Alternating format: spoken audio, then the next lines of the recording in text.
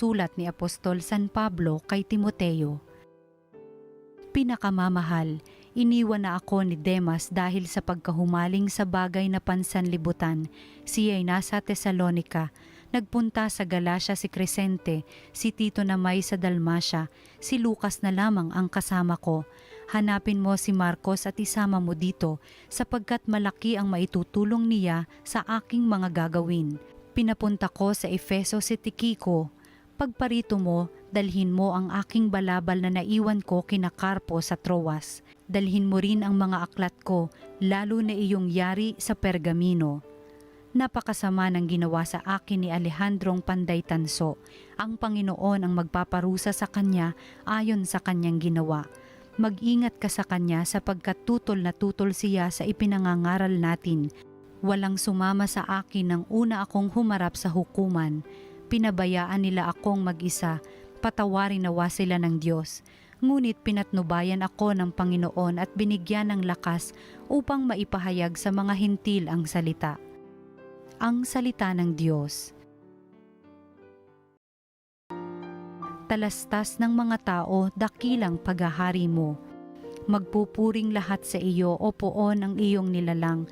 Lahat mong nilikha ay pupurihin ka at pasasalamatan. Babanggitin nilang tunay na dakila ang iyong kaharian at ibabalitang tunay kang dakila at makapangyarihan. Talastas ng mga tao, dakilang paghahari mo. Dala mong gaway upang matalastas ng lahat ng tao. Mababatid nila ang kadakilaan ng paghahari mo. Ang paghahari mo ay sadyang walang hanggan, hindi magbabago. Talastas ng mga tao, dakilang paghahari mo. Matuwid ang Diyos sa lahat ng bagay niyang ginagawa. Kahit anong gawin ay kalakip doon ang habag at awa.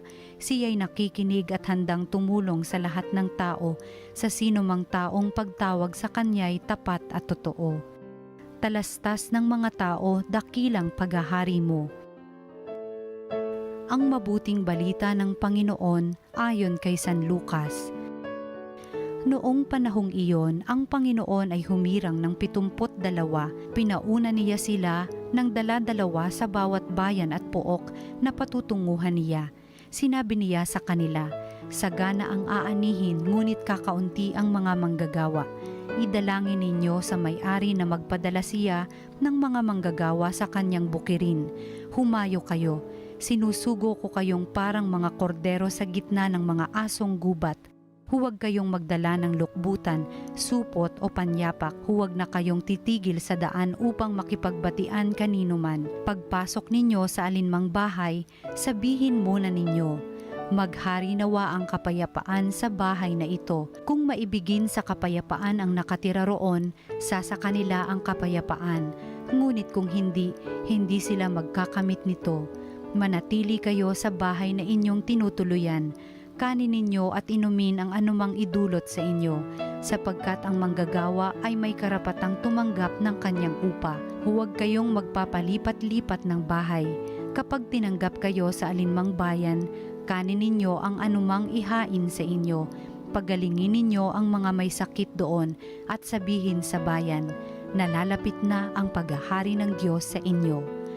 Ang mabuting balita ng Panginoon. Pinupuri ka namin, Panginoong Hesukristo. Magandang araw po sa inyong lahat, ating pagnilayan ng salita ng Diyos, salita ng buhay. Ipinagdiriwang natin ngayon ang kapistahan ni San Lucas, manunulat ng mabuting balita. At ang ating ebanghelyo ngayon ay tungkol sa pagsugo ni Jesus sa 72 mga alagad. Binili ni Jesus sa kanila, huwag kayong magdala ng lukbutan, supot o panyapak. Para bagang sinasabi ni Jesus na dapat huwag nilang pagkaabalahan ang mga material na bagay. Hindi ba't mahirap maglakbay ng walang dala? Yung ilan nga sa atin kapag may biyahe ang laki-laki at ang dadami ng mga maleta. Hindi tayo mapakali at natatakot tayo kapag wala tayong dalang mga gamit. Pero sabi ni Lord, travel light. No? Kapag walang dala, mas mabilis ang paglakbay sa ating patutunguhan. Ano po ang punto para sa atin ngayon?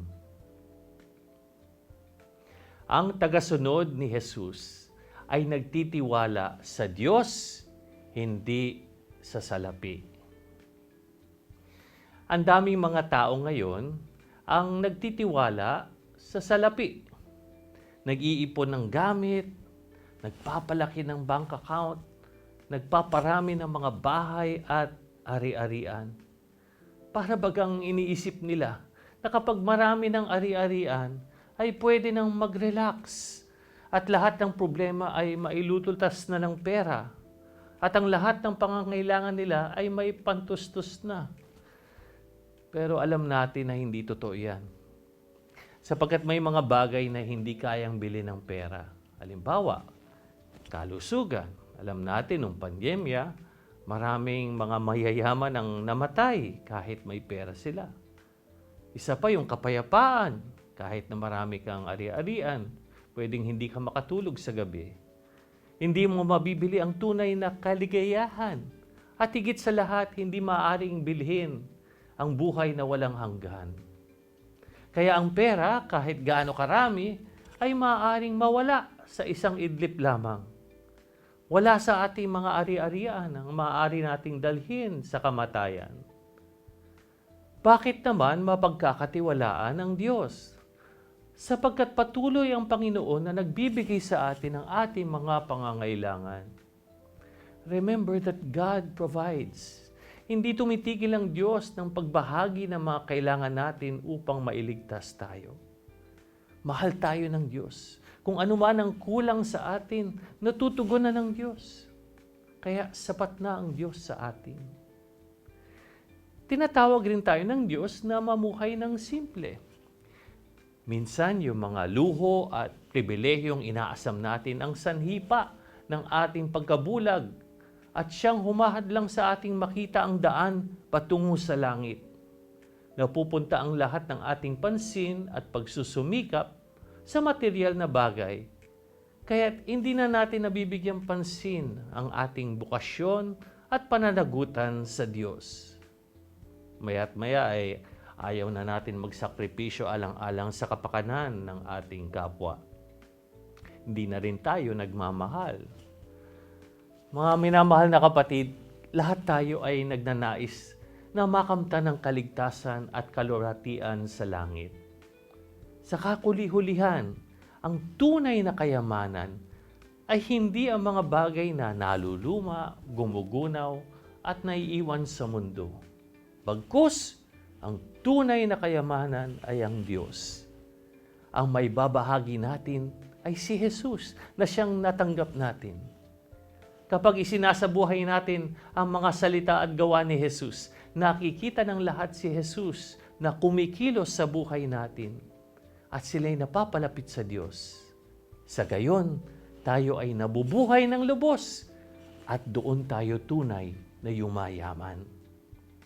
Kaya magandang tanungin natin sa ating sarili, paano ko na ipamamalas na sa aking buhay, si Jesus ang aking tanging yaman?